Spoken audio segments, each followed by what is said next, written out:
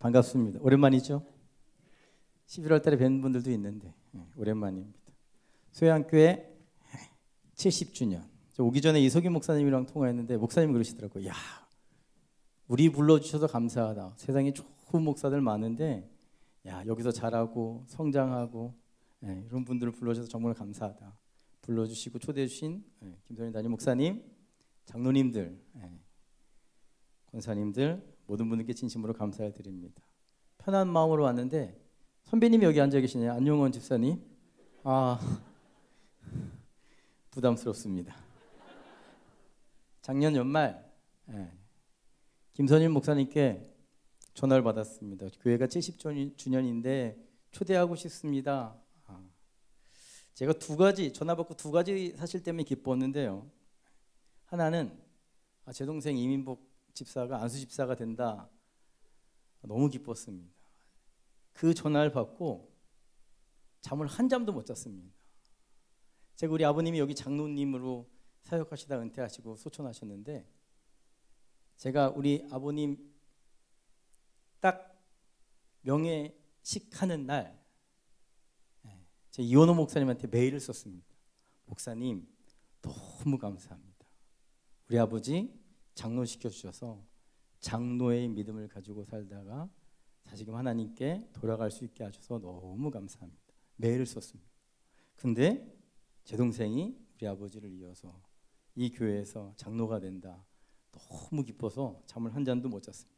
그래서 잠을 못 자고 그 다음날 제가 제 동생한테 전화했습니다. 그랬더니 자기는 부담감 때문에 하나도 잠을 못 잤다. 이렇게 얘기하더라고요.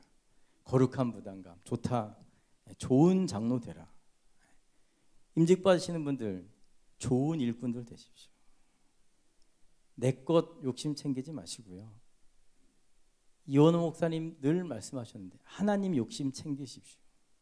그게 좋은 장로가 되고 좋은 집사가 되고 좋은 권사가 되고 좋은 성도가 되는 거라고 생각이 되어집니다. 내 것 챙기기 시작하면 하나님이 보이지 않습니다. 하나님 것 챙기기 시작하면 하나님이 보이고요. 믿음이 보이고요. 주님께서 보여주신 길이 보입니다. 주님의 것을 열심히 챙기는 저와 여러분 모두가 되었으면 좋겠고요. 목사님 전화 받고 두 번째로 기뻤던 것, 이게 더 중요한데 순서에 기뻤습니다. 독일 속담에 끝이 좋으면 다 좋다라고 얘기했거든요. 저는 두 번째. 첫 번째가 중요하고 끝이 중요한데 중간에 뭐 아무나 들어도 상관이 없습니다. 저나 심현성 목사나 한대선 목사나 아이고 보니까 맨 마지막에 이석윤 목사님이시더라고요. 얼마나 감사한지. 이석윤 목사님이 20년 만에 오신다고 했는데 20년 만에. 야 떨려. 오늘 하는 사람 저도 있는데 벌써부터 떨고 계시더라고요. 어쨌든 순서. 축구도 보면 2002년 월드컵 때 맨 마지막 키커가 누굽니까? 홍명보씨. 기억하잖아요. 두 번째 키커가 누굽니까? 아무도 모릅니다. 순서를 듣고 이거 부담도 없고 감사하구나. 너무 기뻤습니다. 모르시는 분들이 계실까 봐. 대부분 다 아시는 분들이지만 저를 소개하자면 저는 이윤복 목사입니다. 목포에서 제자들 교회를 담임하고 있고요. 목포 내려간 지 9년이 되었습니다. 이제 3월 달이면 10년째. 시간 금방 흘러가더라고요. 소양교회 어떻게 오게 되었느냐? 저희 집안이 원래 춘천 중앙감리교회 출신이거든요. 중앙감리교회. 그 교회를 다녔었는데 제 밑에 집 살던 최창용이라고 하는 친구가 있었습니다. 창용이가 저한테 소양교회를 오라는 겁니다. 우리 돌아가신 징조 할머니도 중앙감리교회 권사님이셨고 우리 할머님도 중앙감리교회 권사님이셨고 저희 할아버님은 집사님이셨고 저희 아버님도 중앙감리교회를 다니셨고 창용이가 노트 세 권에 저를 유혹하는 바람에 제가 소양교회 한참 짓고 있을 때 1981년도인가요?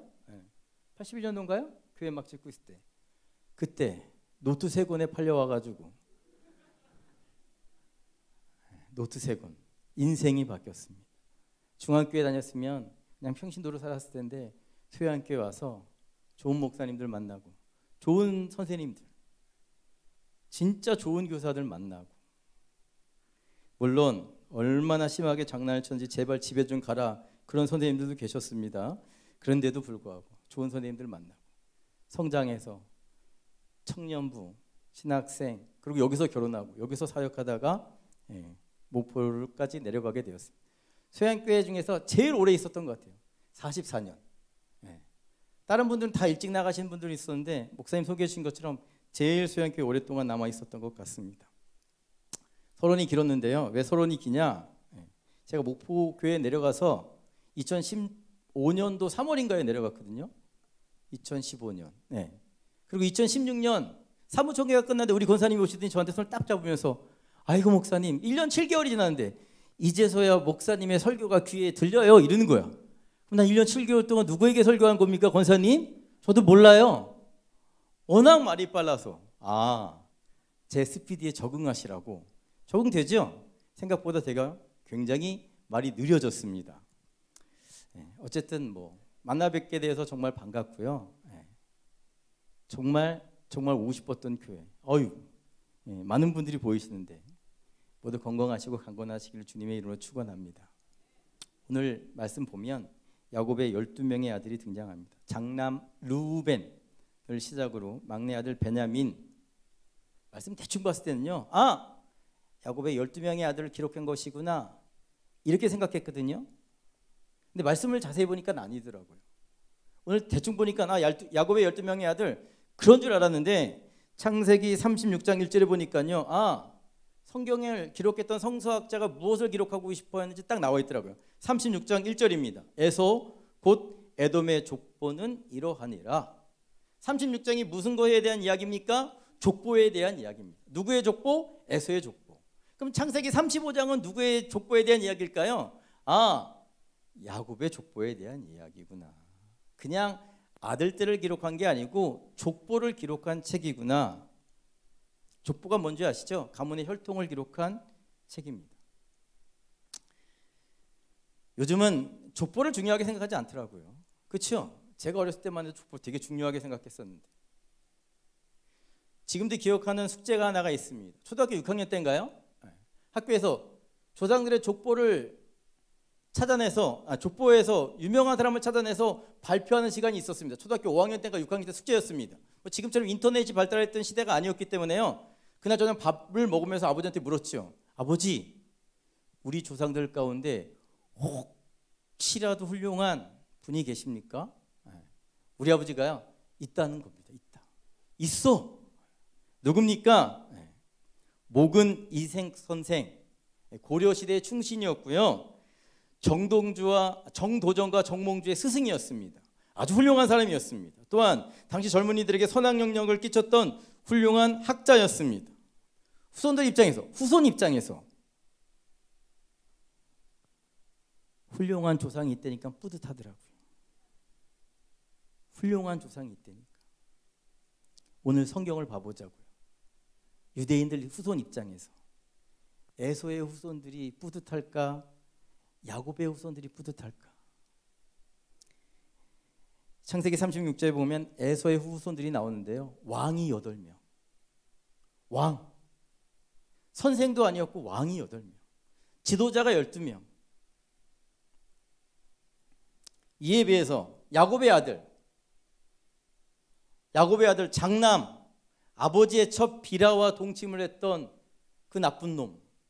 둘째, 시므온과 레위는 어떤 사람이었습니까?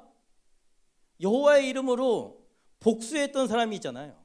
유다는 며느리와 동침을 하고 나머지 아들들은 자기 동생이 꼴 보기 싫다고 요셉을 팔아버리잖아요. 인신매매범들. 내가 후손이라면 에서의 후손들을 자랑하겠냐고요. 왕족을 자랑하겠냐고. 아니면 인신매매범을 자랑하겠냐고. 내가 후손이라면 누굴 자랑하겠냐고. 모두들 좋은 이름으로 기억되기를 원하죠. 안 그렇겠습니까? 누구라고는 말 못하는데 김유은 목사 딸이 이번에 고등학교 입시시험을 보러 갔습니다. 입시시험을 보러 갔는데 조선시대에 나라 팔아먹은 놈, 사람 이렇게 있겠죠. 질문이 그거였어요. 조선시대에 나라 팔아먹은 사람 누굽니까? 이완용인데 그게 생각이 안 나는 겁니다. 이완용이 생각이 안 나는데 늘 아버지가 통화하던 목사가 생각이 났답니다. 그래서 그 조선시대에 나라 팔아먹은 사람 이윤복. 훌륭한 딸이죠. 네. 후손들 입장에선 조상들이 좋은 이름으로 기억되기를 원하죠. 근데 야곱의 아들들은 아니었습니다. 야곱의 아들들은 좋은 이름으로 기억되지 않았습니다. 그런데 하나님께서 선택하셨던 자녀가 누굴까? 하나님께서 선택하셨던 사람이 누굴까? 에서의 자손들이었습니까? 아니잖아요. 하나님께서 선택하셨던 자손들은 야곱의 후손들이었다니까요. 왜 그럴까요? 하나님께서 보시는 것은 누가 얼마만큼 성장했느냐, 누가 얼마만큼 잘 되었느냐, 누가 얼마만큼 좋은 대학 나왔느냐, 이건 하나님께서 보시는 게 아니에요.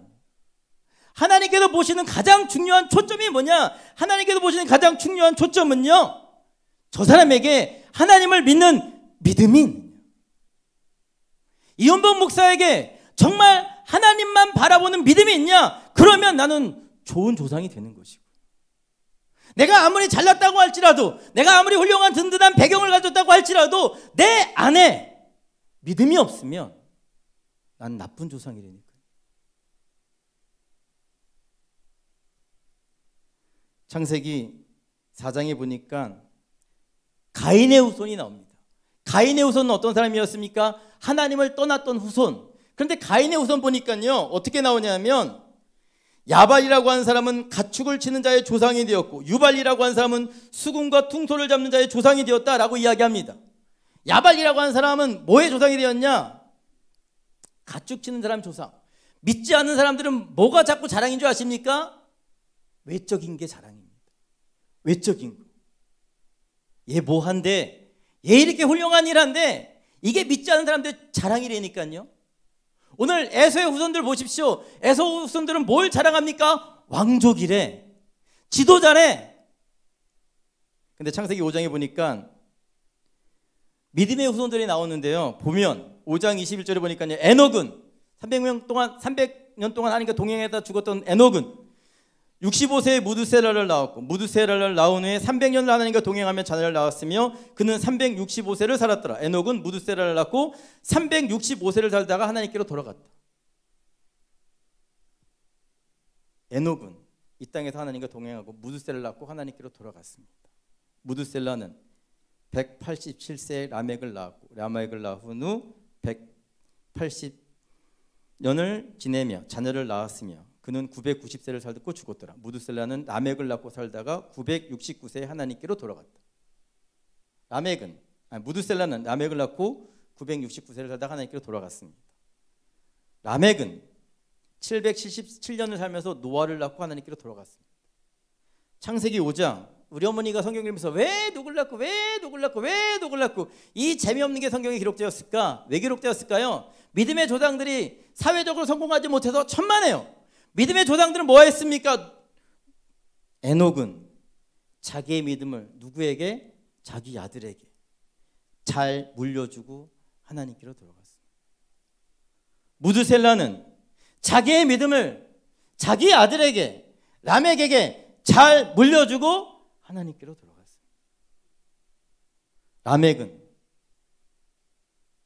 지식을, 직분을, 성공을 아닌 믿음을 노아에게 물려주고 하나님께로 돌아갔습니다. 성경이 무엇을 중요하게 생각합니까? 믿음을 중요하게 생각합니다.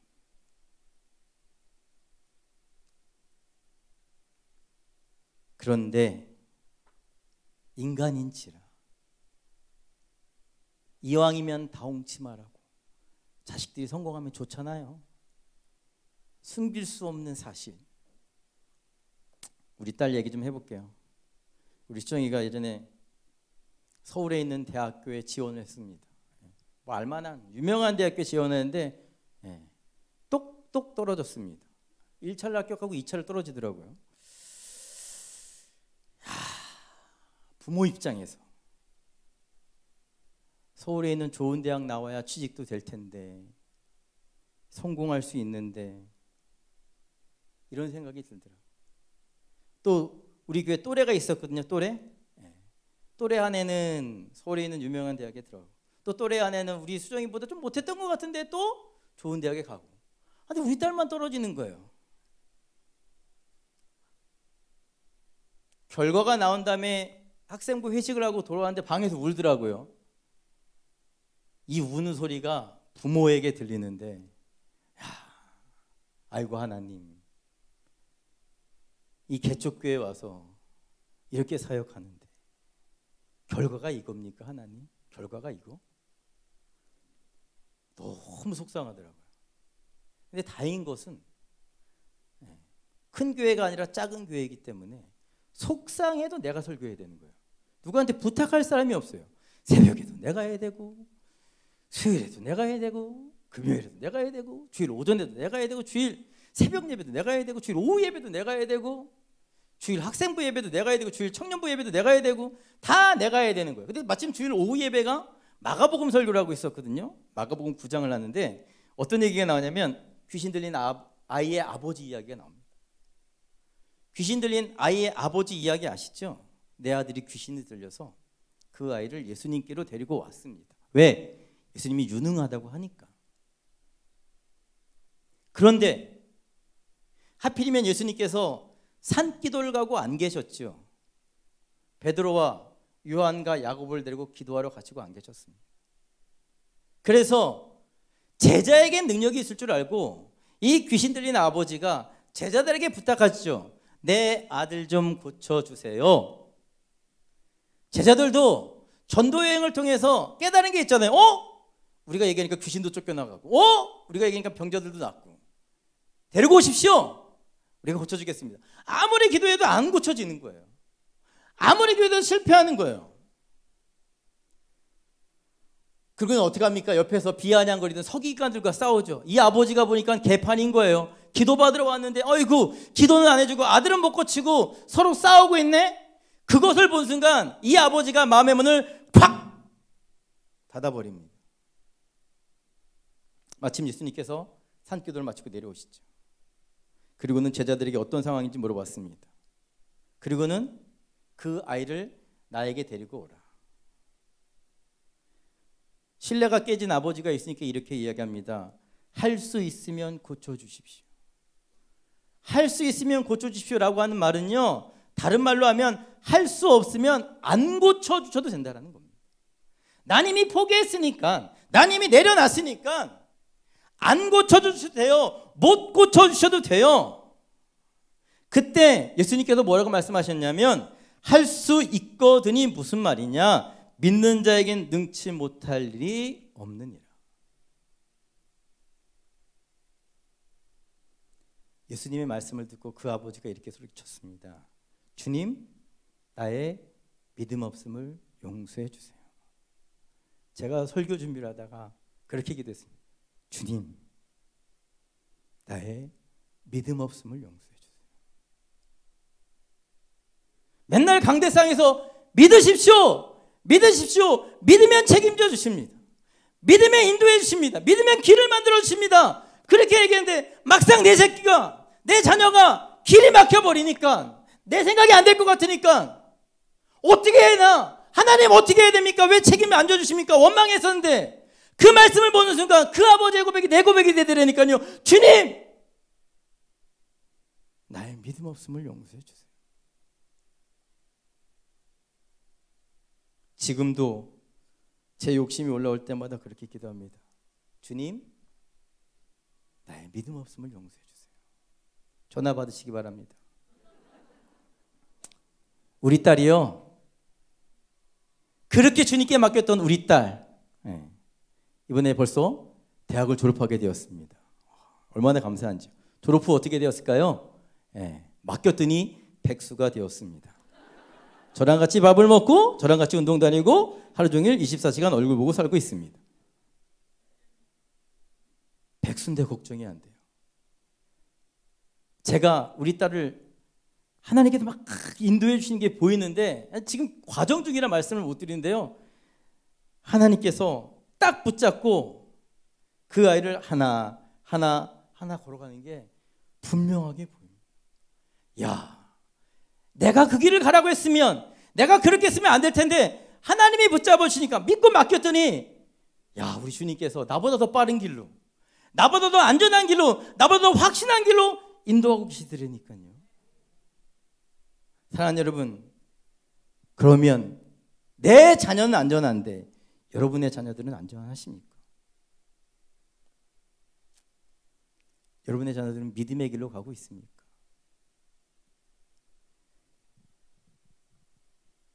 세상에서 제일 무서운 게 뭔지 아십니까? 호환마마 천만에요. 세상에서 제일 무서운 건 부모의 욕심을 마치 하나님의 생각인 것처럼 아이들한테 이야기하는 거예요. 좋은 대학 나와야 돼. 하나님의 뜻이야. 성경 어디에 나와 있습니까? 좋은 직장 다녀야 돼. 어디 나와요?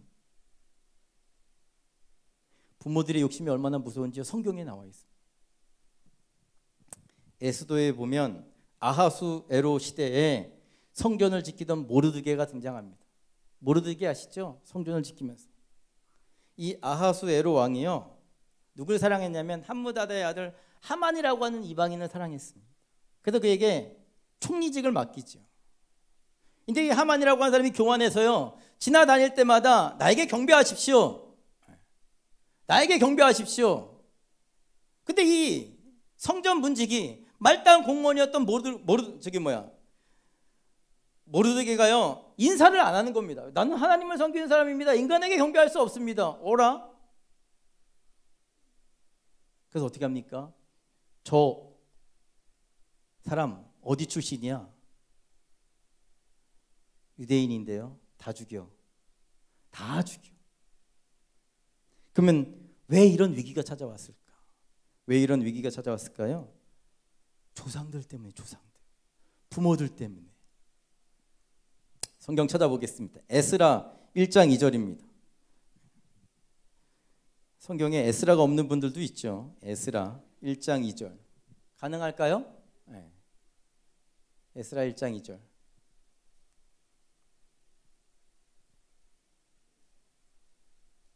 네, 제가 대표로 봉독해 드립니다. 바사왕 고레스는 말하노니 하늘의 하나님 여호와께서 세상 모든 나라를 내게 주셨고 나에게 명령하사 유다 예루살렘 성전을 건축하라 하셨나니 이스라엘의 하나님은 참 신이라.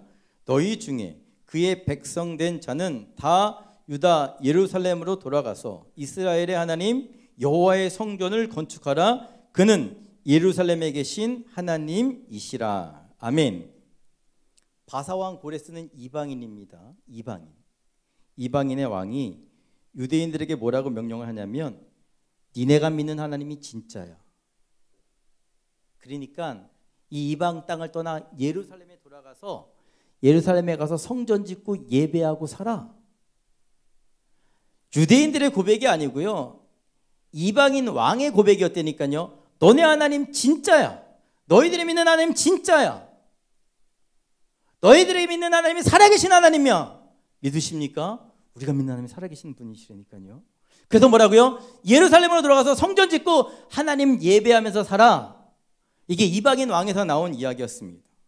그런데 에스라에 등장하는 이 고레스라고 하는 왕은요, 페르시아의 1대 왕이었고요, 2대가 누구냐? 다리오 왕. 3대가 누구냐? 아닥사스다 왕. 그리고 모르드게는 4대 아하수에로 왕. 100년이 지났습니다. 고레스가 1대 왕이 하나님 너희들 믿는 하나님 진짜니까 돌아가서 성전 짓고 예배하고 살아. 1대 왕이 죽고 2대 왕이 죽고 3대 왕이 죽고 4대 왕이 죽는데 돌아가지 않고 사람들이 어디서 살고 있습니까? 바벨론 땅에서 살고 있는 거예요. 왜 그럴까요? 그 땅이 더 좋기 때문에. 약속의 땅으로 돌아가서 성전 짓고 살아. 너희들 하나님 예배하면 살아. 고레스 왕이 했는데 100년이 지나도 부모들이 안 가는 거예요. 왜? 이방 땅이 좋기 때문에. 내 자식들 좋은 땅에서 교육시키려고, 내 자식들 더 좋은 환경에서 교육시키려고. 그래서 하나님이 가라고 명령하셨는데 안 가고 이방 땅에 남아있던 사람들이 엄청 많았다라는 겁니다. 그게 부모의 욕심이 후손들에게는 엄청난 위기였다니까요. 실제로 왜 안 돌아갈까 이해가 안 됐는데 독일 가보니까 이해가 되더라고요. 유학 갔는데요, 자녀들 때문에 못 돌아오는 부모들이 엄청 많았어요. 작년에 하이델베르크에서 공부하고 있는 한 목사님 가정이 저희 목포에 방문하셨거든요. 근데 그 집은 애가 셋이에요.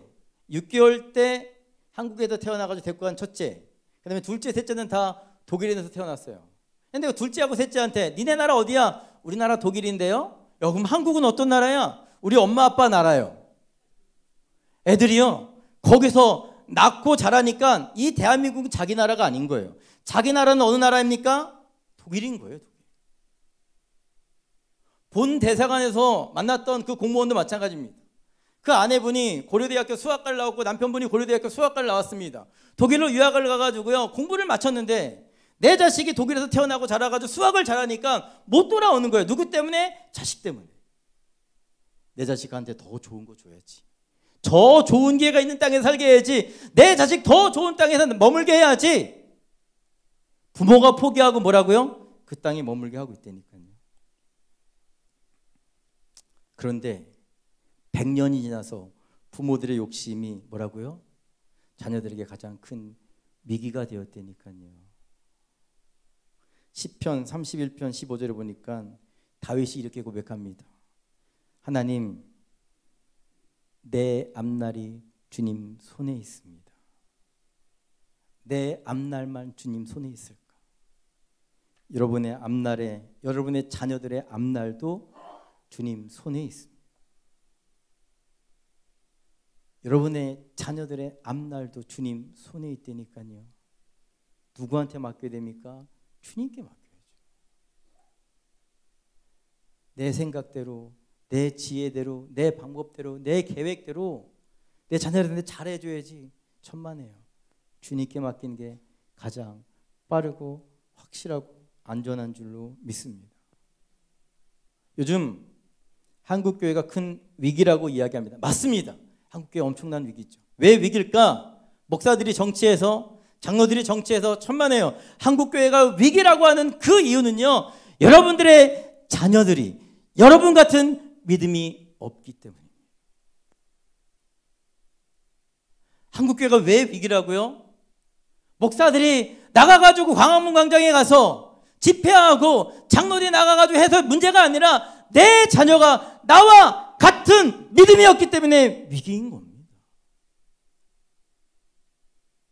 어떻게 해야 됩니까? 주께로 인도해야죠. 주님께로 인도하는 것밖에 없다니까요. 룻기 아시죠? 룻기 1장에 보니까요, 룻기 하면 딱 생각나는 게 뭡니까? 어머니 가시는 곳에 저도 가고, 어머니가 섬기신 하나님을 제가 섬기겠습니다. 그 고백을 많이 이야기하시는데, 룻기 1장에 보면 주인공이 누구로 나오냐면 엘리멜렉이라고 하는 사람과 나오미라고 하는 사람이 등장을 합니다.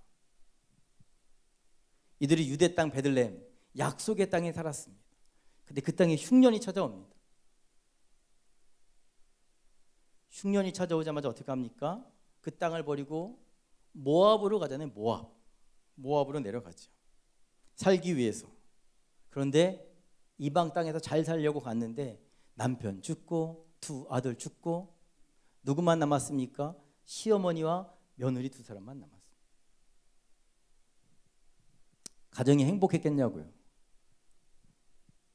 저는 아들로 태어났기 때문에 시어머니와 며느리의 사이가 어떤 건지 잘 모릅니다. 근데 우연치 않게, 정말 우연치 않게 운동하다가 알게 되었습니다. 운동하다가 제가 밤마다 지금 백두로 살고 있는 저희 딸과 맨날 하루에 1시간씩 이렇게 걸어 다니는데, 그날 제가 수요 예배 끝나고 이제 운동을 혼자서, 그날은 뭐 혼자서 막 운동을 하고 있는데 반대편에서 어떤 직장인 여성이 일을 끝나고 자전거를 타고 막 오시더라고요. 근데 막 통화를 하시는 것 같았어요. 근데 오면서 소리를 얼마나 크게 지르는지 사람들이 다 운동하다 그분들 이렇게 다 쳐다보는 겁니다. 그래서 근데 다 나한테까지 가까이 왔는데 왜 그런지를 알게 되었습니다. 그분이 와가지고 뭐라고 소리치냐면, 나도 운동하다 깜짝 놀랐는데, 어머니! 왜 남의 집에 와가지고 냉장고 문을 열어보세요! 이러는 거예요. 두 가지를 깨달았습니다. 집에 냉장고 주인이 따로 있구나. 의심내시면 오늘 집에 가서 한번 확인해 보십시오. 주인은 절대 냉장고 문을 열고 닫고 자주 하지 않습니다. 객들이 와가지고 열고 닫고 하죠. 두 번째, 시어머니와 며느리는 남이구나. 말로는 어머님인데 왜 남의 집 냉장고 문을 열어보세요. 남이구나. 그러니까 지금 이 나오미는 누구랑 살고 있는 겁니까?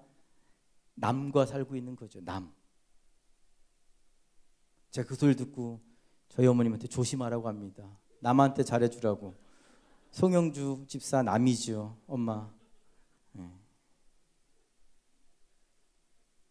얼마나 불편했겠냐고요. 나오미의 며느리들은 이방인이었습니다. 모압 여성이었습니다.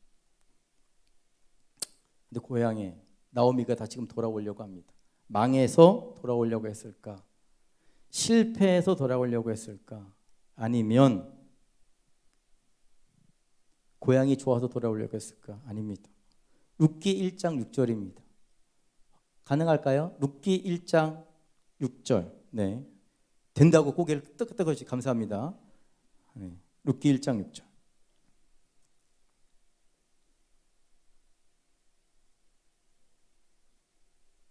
네, 제가 대표로 봉독해 드립니다. 그 여인이 모압 지방에서 나오미죠.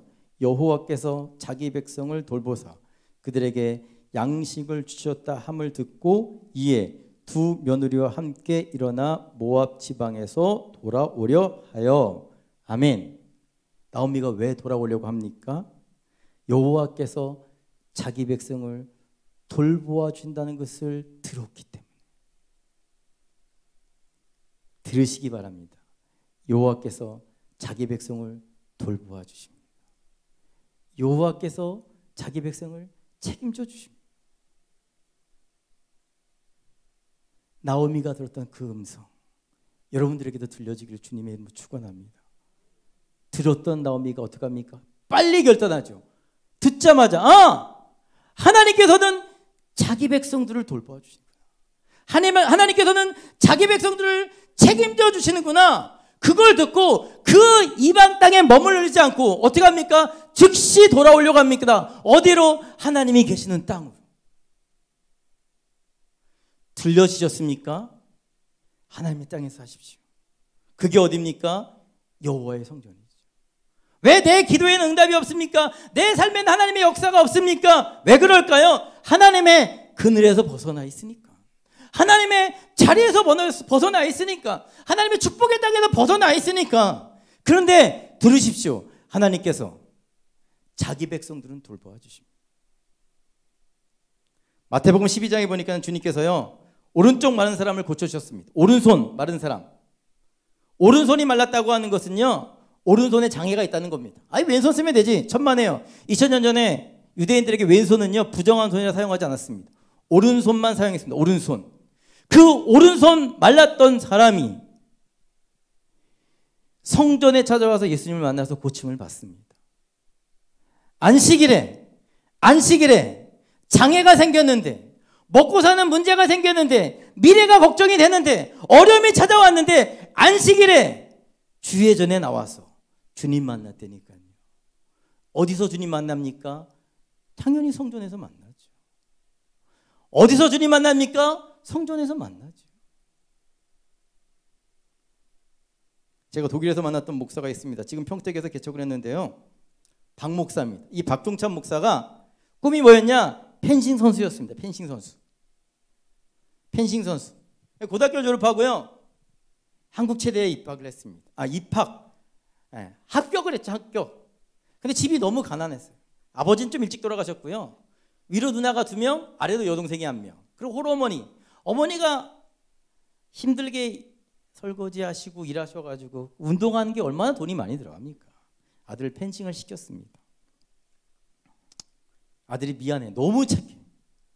엄마한테 너무 미안하니까, 그래, 고등학교 졸업하고 대학에 갈 때까지 2달 동안 내가 공장에서 아르바이트를 하리라. 그래서 내가 대학에 가리라. 부모님의 부담을 덜어드리리라. 그런 마음으로 공장에 갔습니다. 공장에 갔다가 오른손가락이 귀에 껴서 세 손가락이 잘렸습니다. 오른손으로 펜싱을 했는데 손가락이 잘렸습니다. 독일 가가지고 인사를 하는데 반갑습니다. 처음 인사하는데 왼손으로 인사하는 거예요. 이런 건방진 놈, 오른손 내놔. 오른손이 잘려서 못 드립니다. 죽으려고 했대요. 당연하지, 꿈이 그거였는데. 자긴 예수 아니면 죽었대요. 예수 아니면. 그때 깨달은 게 있습니다. 예수님께서 60만 고쳐주는 게 아니구나. 마음의 병을 고쳐주시는구나. 정신의 병을 고쳐주시는구나. 힘든 것을 이겨낼 수 있게 하시는구나. 우리는 자꾸 60만 고쳐달라고 하죠. 하나님, 아니에요. 마음의 병을 고쳐주세요. 요즘 죽는 사람들이 육신의 병 때문에 죽습니까? 아니에요. 다 마음의 병 때문에 죽어요. 심정적인 것 때문에 죽어요. 스트레스 받아서 죽어요. 근데 뭐라고요? 예수님 만나면 예수님께서 뭐 어떤 병을 고쳐주신다고요? 마음의 병을 고쳐주신대요. 정신의 병을 고쳐주신다니까요. 여러분, 내가 예수 만나야 되고요. 그리고 여러분의 자녀가 예수를 만나야 됩니다. 주께서 아픈 부분을 만져주시고 치료해 주실 줄로 믿습니다. 결론입니다. 어떻게 결론을 하면 좋을까? 굉장히 66권을 다 봤다고 하면 믿지 않을 거니까 저도 거짓말은 못 치겠고, 어떤 부분을 결론할까 하다가 마태복음 창세기 26장 찾아보겠습니다. 제가 생각나면 이 말씀을 기억하십시오. 창세기 26장입니다.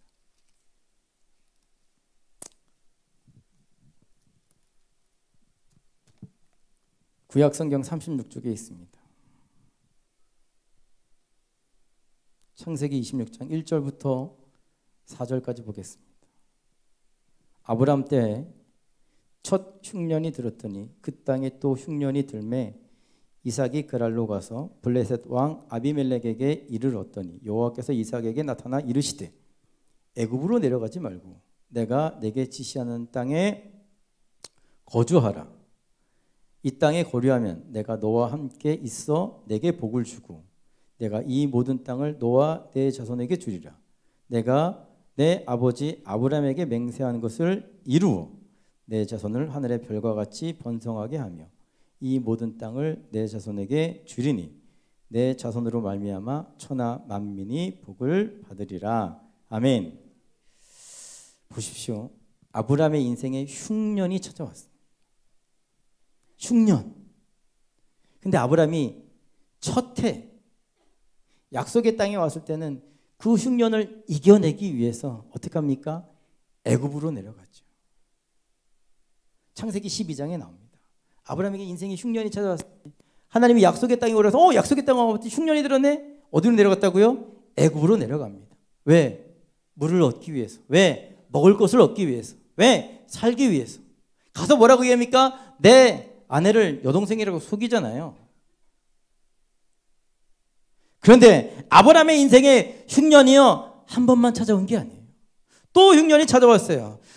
흉년이 찾아왔을 때 이번에는 내려가지 않고요 어떻게 합니까? 우물을 팝니다. 우물. 땅을 팠습니다. 잘 보십시오. 옛날에 동네마다 우물이 있었잖아요. 동네마다. 진짜 전설도 많죠. 이 우물에 빠져 죽은 사람, 저 왜 이렇게 우물에 빠져 죽은 사람들이 많은지. 우물들이 아무튼 굉장히 많이 있었습니다. 우리나라는 땅을 파면 물이 쏟아져 나와요. 중동지방은 아니잖아요. 흉년이 찾아와가지고 목이 마른데 죽을 위험에 빠졌는데 아브라함이 뭐합니까? 하나님을 믿고 땅을 파기 시작합니다. 땅. 하나님을 믿고 땅을 파기 시작해요. 근데 하나님을 믿고 생명을 걸고 땅을 팠더니 그 땅에서 뭐가 쏟아져 나와요? 물이 쏟아져 나오라니까요. 그 다음 아브라함의 인생에 흉년이 찾아왔을 때 아브라함은요 걱정하지 않았습니다. 왜? 우물이 옆에 있으니까. 우물이 옆에 있으니까 흉년이 찾아와도 걱정이 없었다니까요. 그런데 아브라함의 인생에서만 흉년이 찾아온 것이 아니었습니다. 오늘 본문에 보니까 뭐라고요? 이삭의 인생에도 흉년이 찾아왔습니다. 이삭의 인생에도. 그런데 이삭이 위기가 찾아왔을 때 딴 데로 아버지처럼 가려고 할 때 하나님께서 가지 말라 하시죠. 근데 이삭이 어떻게 합니까? 내 아버지가 팠던 그 땅, 그 우물을 다시 팠더니 그 땅에서 뭐가 쏟아 나옵니까? 물이 쏟아져 나왔습니다. 무슨 뜻입니까? 아브라함이 팠던 우물이 아들 이삭에게도 생명이 되었다니까요. 아브라함과 이삭의 인생에만 흉년이 찾아올까? 우리 인생에도 흉년이 찾아오잖아요. 우리 인생에도 흉년이 찾아온다니까요. 세상에 평탄한 인생이 어디 있겠냐고요. 세상에 굴곡 없이 고속도로처럼 쭉 뚫리는 인생이 어디 있겠냐고요. 우리 인생에도요 흉년이 찾아온다고요. 어떻게 해야 됩니까? 우물 파야죠. 애굽으로 내려가시겠습니까? 사람 의지하시겠습니까? 다른 교회로 옮기실래요? 내 인생에 흉년이 찾아오면 어떻게 됩니까? 하나님 믿고 하나님 의지해서 우물을 파야죠. 그 우물이 어떤 우물이냐? 기도의 우물이고, 그 우물이 어떤 우물이냐? 말씀의 우물이고, 그 우물이 어떤 우물이냐? 예배의 우물이고. 그 우물을 팔면 내 인생에 흉년이 찾아올 때 내가 목마르지 않게 될 줄로 믿습니다. 그런데 나만 목마른 게 아니고요. 이 내가 팠던 우물이 누구에게도 도웁니까? 내 자식에게도 도웁니다. 나는 그냥 내가 살기 위해서 우물을 팠는데 이 내가 팠던 기도의 우물이, 예배의 우물이, 말씀의 우물이 누구에게도 도움이 되냐? 내 자식에게도 생명이 된다.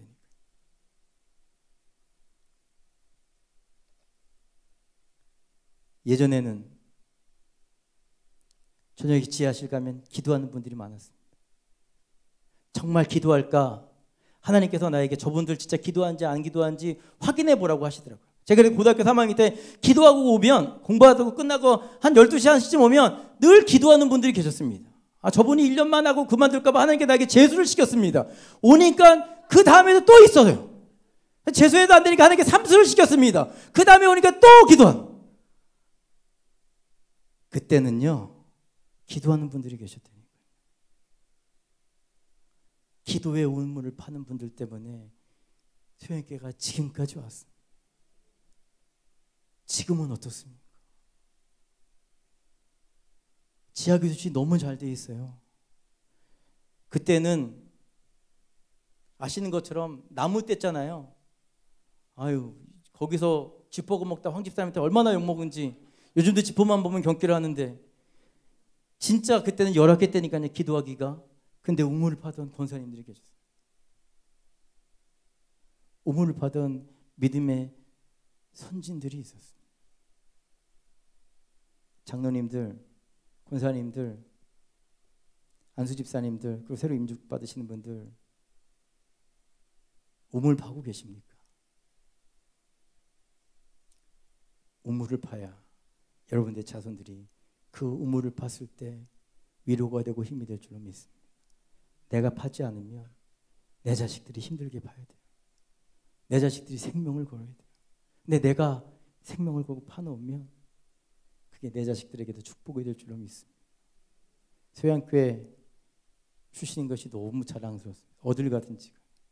지금 목사님도 워낙 유명하게 잘하시고 먼저 이현호 목사님도 잘하시고 그 전에 우물을 팠던 분들 가운데들이 계셨기 때문에 교회가 이렇게 훌륭하게 성장했습니다.